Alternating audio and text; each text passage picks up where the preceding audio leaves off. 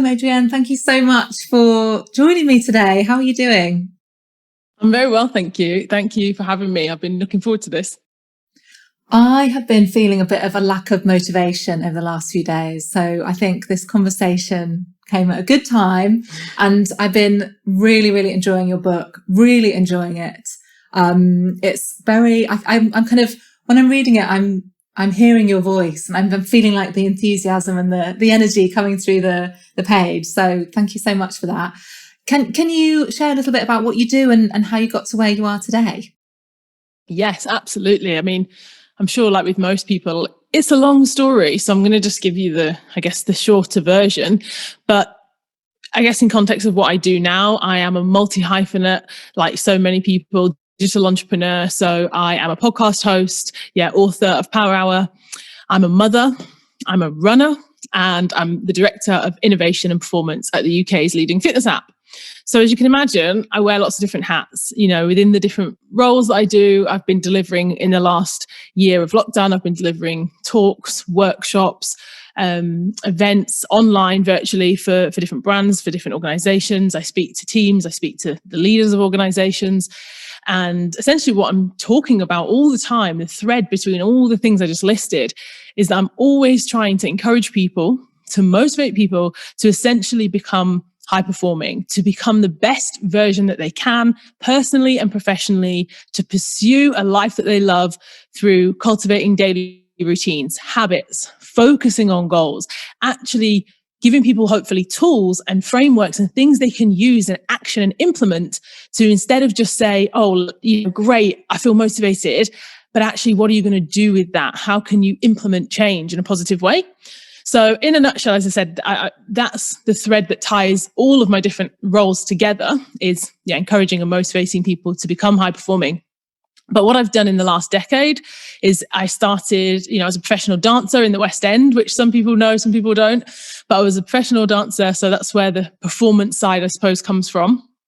As I said, I'm a mother. My son's actually going to be 10 in June, which I can't believe he's going to be 10 this year. So a decade of motherhood, lots of lessons learned there. And I moved into the fitness space. So I became a personal trainer. I worked one-to-one with clients, and then a lot of women, actually a lot of postnatal women, because that's where I was at that time, 10 years ago. And then from there, I guess I moved more into working with groups and working with groups of women, from training to running to big running events. And I started writing a blog.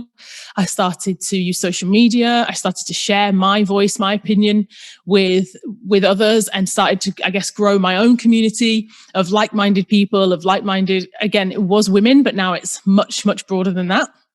And I started writing for different publications, working with different brands, and just slowly, year by year, I've continued to do the same thing, but in different ways, on different platforms with different people. And so there's never been, an overnight thing, one thing that just changed everything. For me personally, it's been step by step on the ladder of meeting new people, taking new opportunities, work in between, to building different things to doing what I do now. So now I'm, fortunate with the work that I do. I get to work with so many people, Olympic athletes, business founders, leaders from, huge companies around the world, and also one-to-one people, because essentially I love to work with people. So it's a real variety. I mentor young people as well through a charity organization. So it's a real variety. But as I said, everyone's story and journey is long, and there's highs, lows, everything in between. But that's the shortest version for you, Chloe.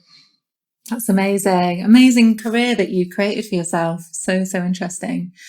Can you share what is the Power Hour? What is the Power Hour? Yes, absolutely. So the Power Hour, the name of the podcast and the name of the book, is essentially my first hour of the day. It's this philosophy, concept to reclaim your first hour of your day. So before you start to give your energy, your time, your focus, your attention away to the rest of the things that inevitably will come up in your day, emails, work commitments, WhatsApp, kids, deadlines, actually start with the self and say, what can I do the first hour of every day to take me closer to a goal? Now that could be about well-being, fitness goal. It could be training for a marathon. It could be doing a mindful practice every day. Or it could be a professional goal, writing, journaling, creating content online, writing a book, reading, research. You can use that hour for whatever it is that people tell me, Adrienne, I'd love to do that, but I don't have time. Or, I really wish I'd work on that, but I don't have time. Or when I'm older, I'm going to do that. Or when my kids are growing up, I'm going to do that. When, tomorrow.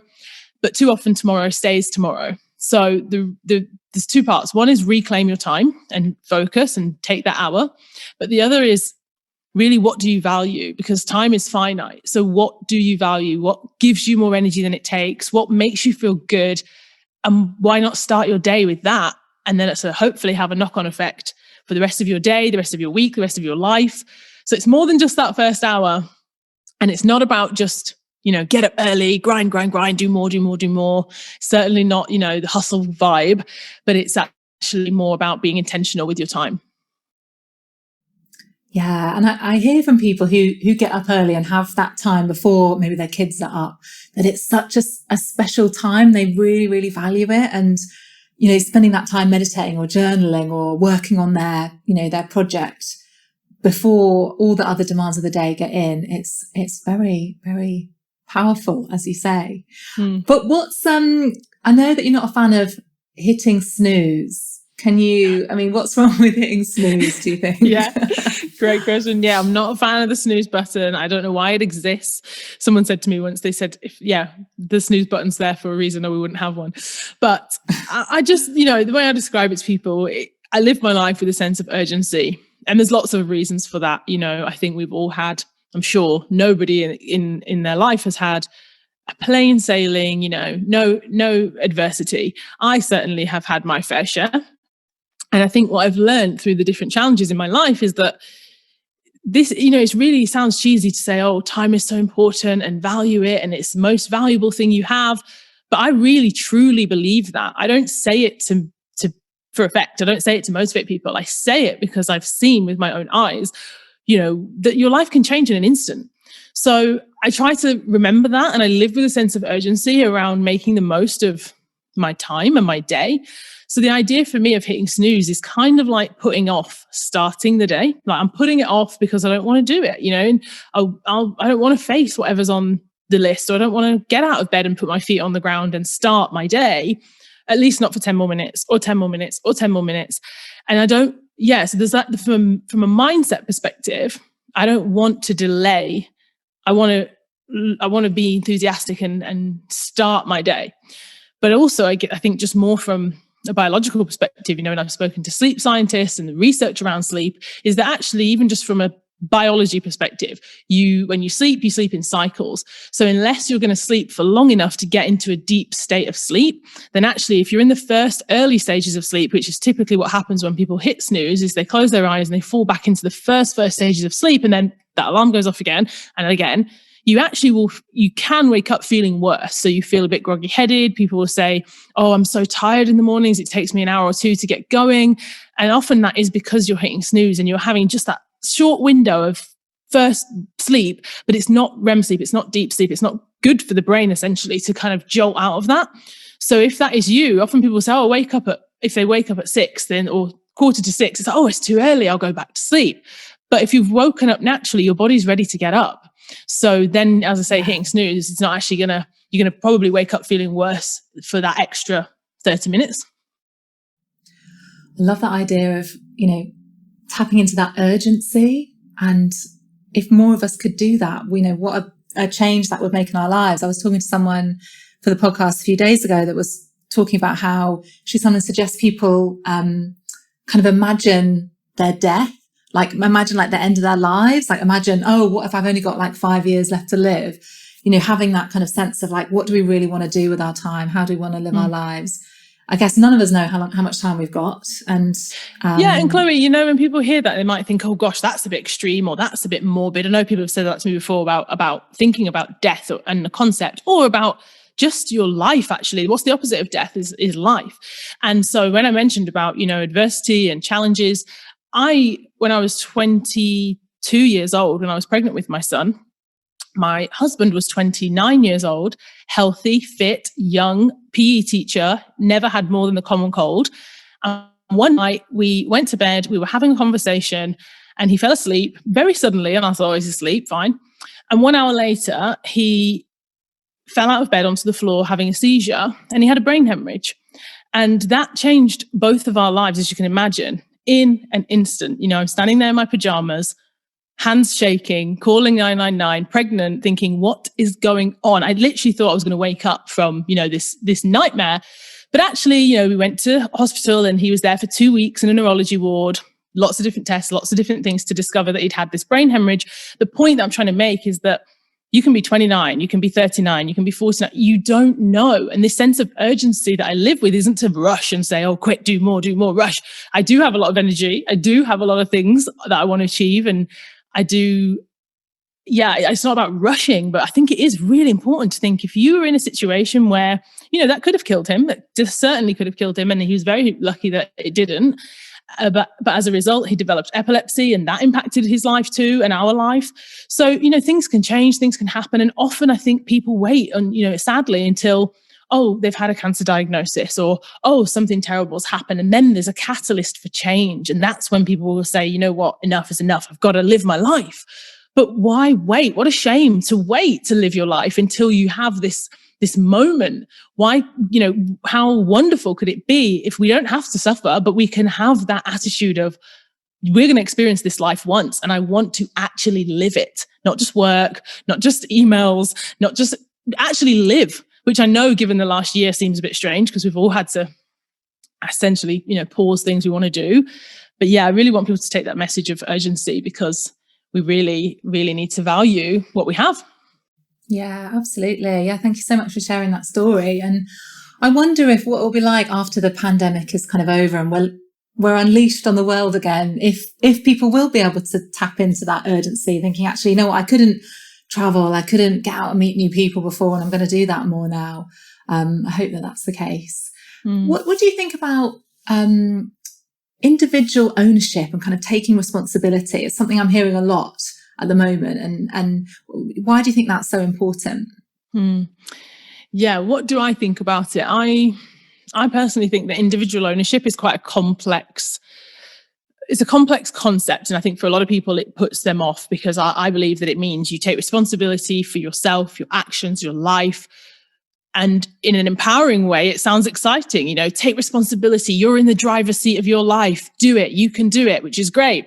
But the flip side of that is that it also assigns, I think, an element of responsibility and blame. So people will think, well, if you haven't done that, that's your fault. If you haven't achieved X, it's your fault. You know, take this extreme ownership, the good and the bad.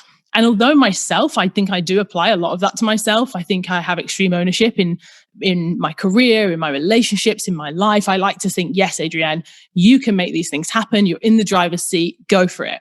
But I don't want to exclude the idea and the nuance around agency and different people's circumstances and situations. And although personally, I really, truly, I never want my circumstances to hold me back. So I would never say, oh, well, as a woman, I can't X, or, oh, as a woman of color, it's harder for me to X. But the reality is we don't all start in the same place. Not everyone has the same privilege or education or health or experience, so those things matter. And I think sometimes when I listen to people talk about extreme ownership, they just sell it in this way that it's all on you. Your life is yours for the taking. It's up to you to, you know, find a way and roll up your sleeves and do the hard work, grit. You can make it happen. But if you don't blame anyone else. It's all on you. And I do think that it can be dangerous when we ignore the fact that, as I said, some people do not have the same tools, the same money, the same experiences. Some people have got a lot more challenge than others. And yes, I do believe with a growth mindset, they can improve and change their lives, but it's not straightforward, you know? Yeah. Thank you for talking about the nuance of that. I think it's so important to say that. And it's something I really struggle with, because I find myself, we're getting into this mindset of, like thinking, oh, I've got mental health issues in my family, so I'm going to always struggle with this to some extent. And that means nothing I, do is going to help. And if I'm in that mindset, it kind of means that I don't try as much. This is just my own experience. I think if we can think, actually, like you said, like the growth mindset, like I can affect change if I try, if I put effort in, then I can change things. It doesn't mean that we're going to be on the same level as other people. You know, we're still going to struggle with things, but we can affect change, I think. Yeah. And that's interesting too, because it almost gives you, maybe, correct me if I'm wrong, but it also gives you a thing to kind of let yourself off the hook, like you said, to say, well, actually, for me, it's harder because, you know, I said I'm a Black woman. I could say, well, you know what, I can let myself off the hook there because it's just harder for me. You know, I don't have white privilege. However, I outline this in the book, is that your circumstance is what it is. And so I just see it from a mindset perspective of I can either focus on, yes, those perceived barriers, or I can focus on creating better for my future, for my life, and for myself. But you cannot do both. So that's the key, is like, which one do you want to choose? Because you ultimately have to choose. And I think, speaking from my own experience, the question people need to ask is not what's the circumstance or the limiting belief or the barrier, but what are you going to focus on? One or two, because you can't split focus and focus on both. I love that. I love that. You're kind of known, I think, for your optimism, for your energy. Are these things that do they come naturally? Are the things you have to really work on? Were you like this as a child? Can you share a bit about that? Yeah, for sure. I think it's a nature and nurture.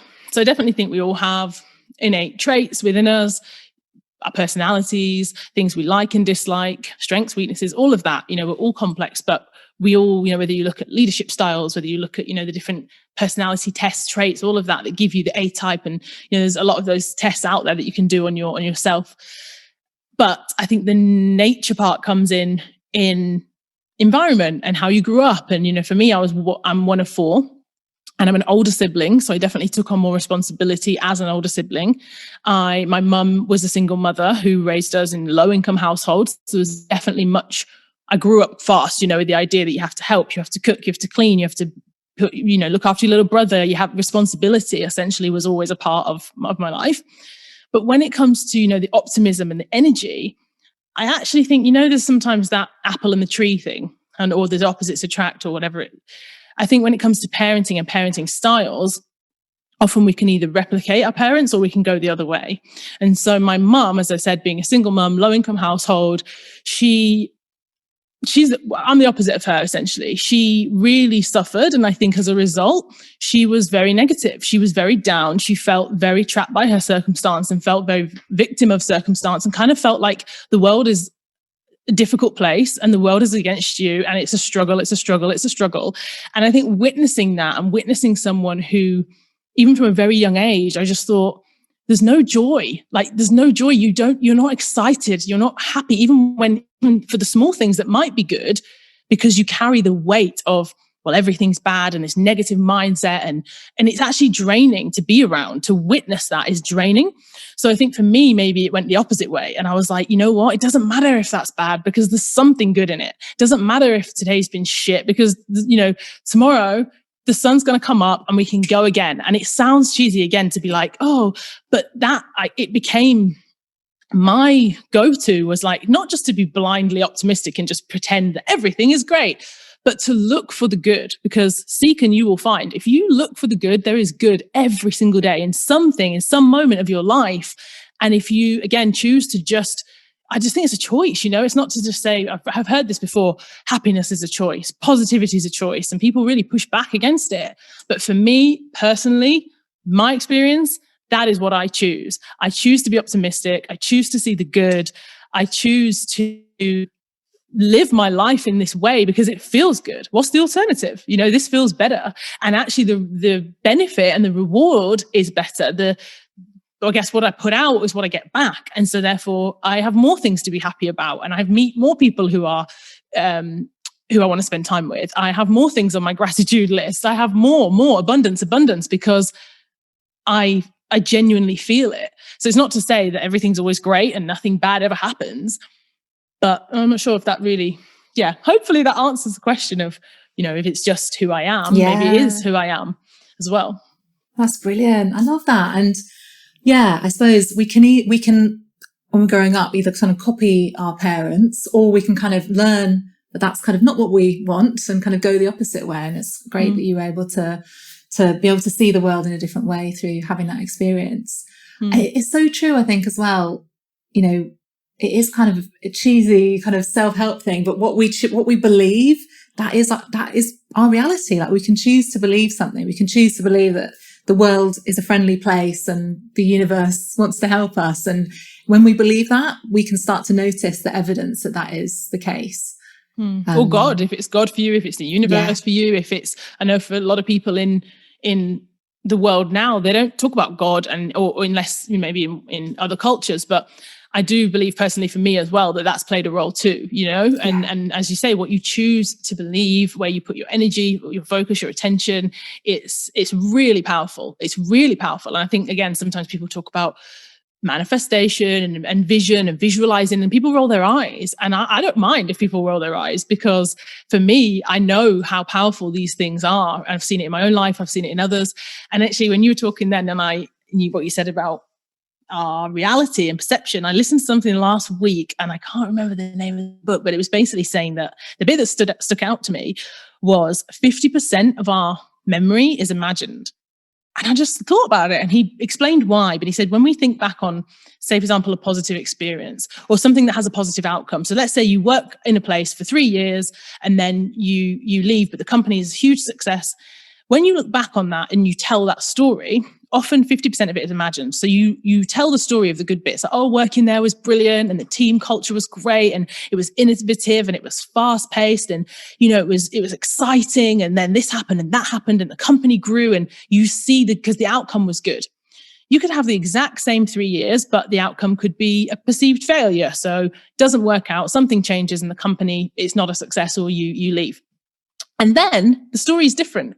Oh, it was an exciting place to be, but it was always challenging, and there were so many unknowns, and it was fast paced, and there was conflict, and there was bad decisions, and ultimately led to the downfall. The story that we tell of the past, so much of it we leave out parts, and we can do it with relationships. We can say, oh, he was great, or oh, he was awful, and it's binary, one or the other. When actually, I'm sure there was both. I'm sure there was great things. I'm sure there was not so good things. But it's really interesting to think, actually, if 50% of our memory is imagined, then how much of our future is imagined? Well, all of it, because it hasn't happened yet. So I think that's a really exciting and powerful thing. And after I heard it, I was running, and I was so energized, because I thought, wow, my future, my whole 100% of my future is imagined. It hasn't happened. So yeah, bit of a detour there. I hope people are still following on with that. That's awesome. Exciting to think about it, right? Yeah, we distort things in our minds so much. The stories we tell ourselves, or we filter things through the beliefs that we have. We have so many unconscious biases that just distort things that we're not even aware of. And yeah, if we can shine a light on those things, we can maybe see things more clearly and see things in a more positive way. But that's a fascinating study. Amazing. You talk about, in the book, Power Hour, you talk about a mantra: you can do hard things. Can you share about what that means to you? Yes, absolutely. That is my mantra. I live by it. It's helped me a lot of times. And this mantra of you can do hard things essentially is to say, people will always ask me, Adrienne, how do you stay motivated to do that? Or Adrienne, how did you have the confidence to do that? And they assume that because I enjoy doing things, that they're easy for me. A good example being running. I run a lot of road races usually. And in 2019, I did 6 half marathons in 6 different countries. And so people would say, oh, running's easy for you. Oh, it's not easy for me. I'm a human being. It's just like everybody else. I have to train. It's hard. And there's days when it's miserable, and there's days when it's tough. And there's been races that I've just suffered all the way through.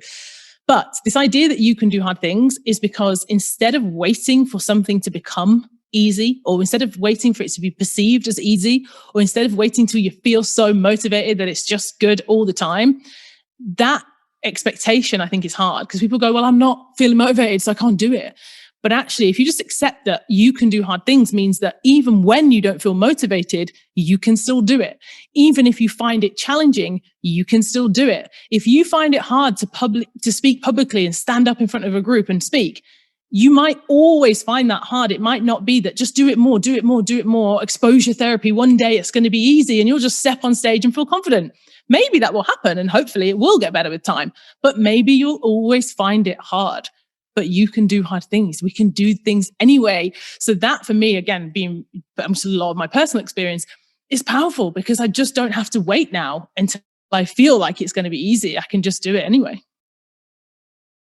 I wonder if there's something in our culture that's a bit like, oh, if it's difficult, I'll just quit or give up, or, things shouldn't be hard, or, we try and we're always trying to make stuff easier for ourselves, like with technology, like trying to make stuff easy and pain-free, but actually it's normal for things to be hard. It's not a sign that we shouldn't do them.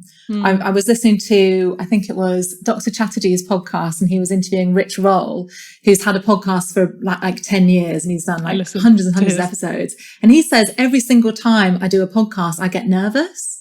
And you would never expect that from him, because he's, really seemingly a confident guy, but actually he says he still struggles with that. So things can be hard, and we can still do it. So I think that's such a good reminder and mantra that we should all start to tell ourselves. Take it, own it, you can have it. Yes. What are some of your habits? Do you have certain things that you do to keep yourself kind of healthy or on track? What are some of the things that you do? Yes, I do. Definitely. I'm quite intentional actually you probably know that I'm quite intentional about everything that I do. So habits is no exception.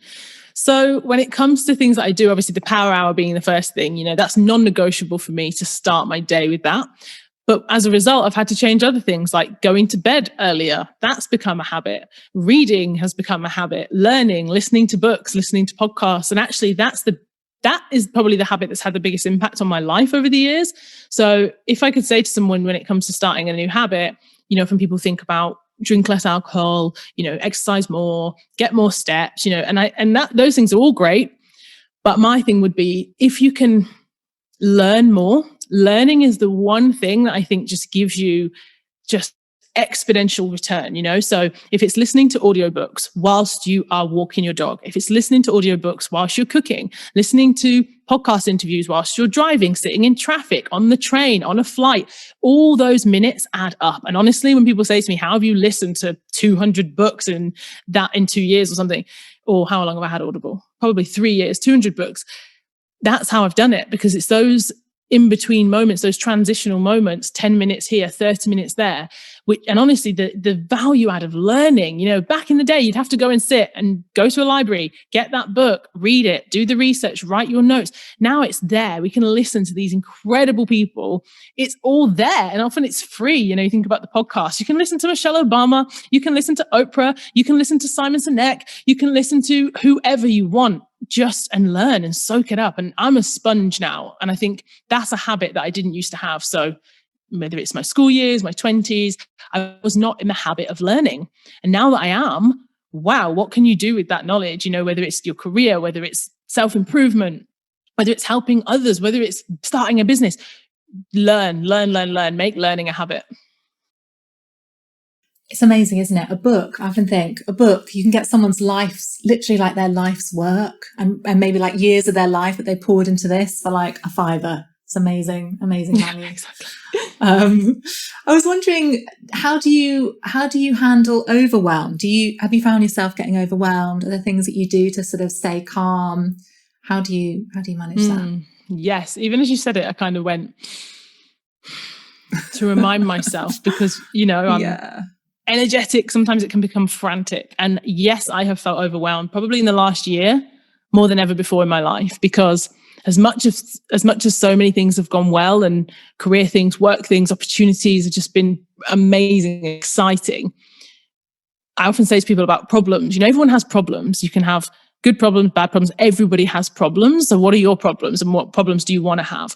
And actually, I think, homeschooling obviously is a new dimension, and thinking about, am I doing enough for my son? If I'm doing 2 hours with him, 3 hours with him, actually, is this right for him? Because maybe he should just be, go outside and play and left to his own devices. He's young. I don't want to put pressure on him. Oh, but what about his peers? Is he going to get left behind? Maybe I should do more. I'm feeling overwhelmed in terms of responsibility in different areas. And then, okay, you've written a book. People have invested time and energy into your idea. It's got to be good. How many are you going to sell? How's it going to do? What are people going to think? What's the perception? Okay, I've got this job to do. You can probably feel overwhelmed just listening. But I think it's easy for people, again, to perception, look in and go, Adrienne, you're smashing it. You've always got a smile on your face. But I'd be lying if that didn't come at a cost. And I think as much as I am grateful for the work that I do, and I do wake up with energy, I love it, but I still have moments where I go, okay, am I getting this right? Am I giving enough to the right places? Am I pouring enough into this? Am I pouring too much into that? And ultimately, I think the overwhelm with the world, as well, looking at what's happening, the news updates, constant change, constant feeling of vague. We're going to be able to do this now. We're not. Then we can travel. Then we can't. I think that for me as well, as someone who likes to plan and make efficient progress and do step by step, that was something that overwhelmed me, was just being like this sense of lack of control, lack of certainty, ambiguity and vagueness. Even in the last, mentioned at the start, now that we feel like there's a bit of a roadmap out and people feel like, I can see steps to, the summer coming and vaccinations and people being able to go back to work and back to school.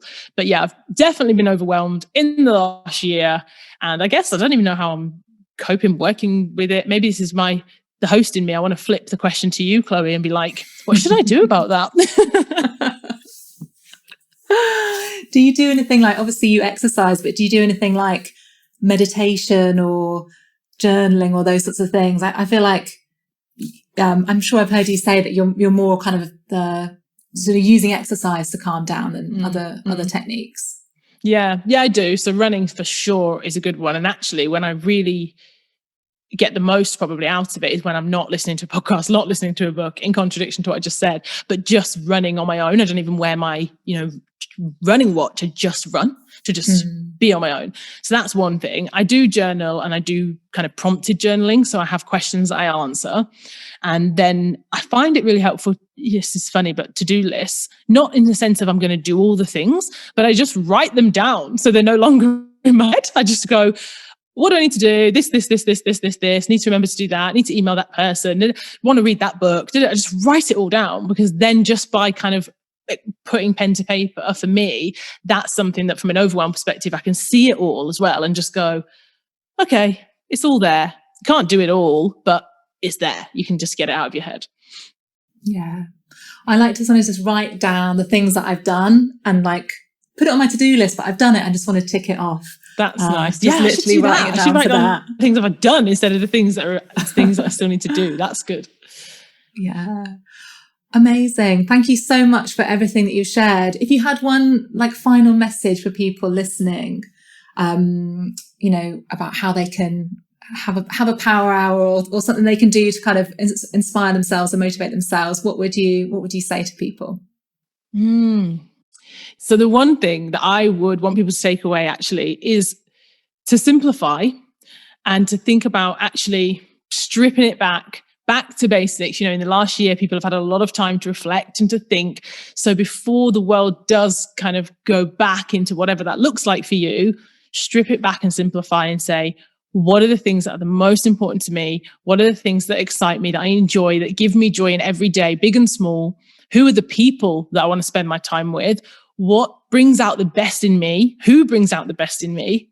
And start with the simple things and try and hang on to them. Try and make sure that they remain even when we do go back into whatever the future is.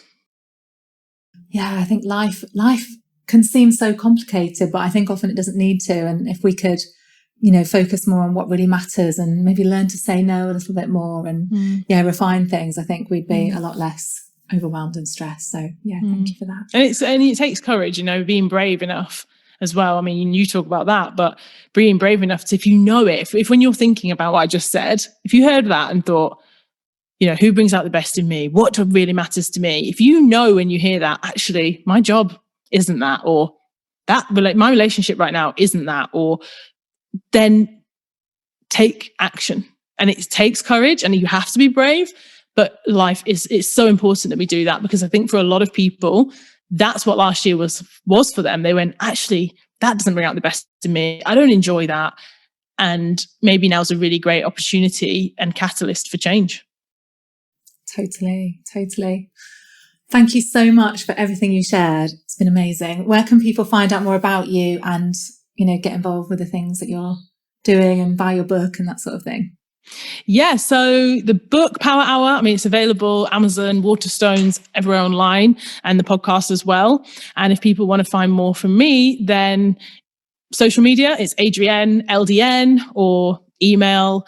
I mean, I'm sure if you search Seekin, you will find. Amazing. Thank you so much. Thank you, Chloe.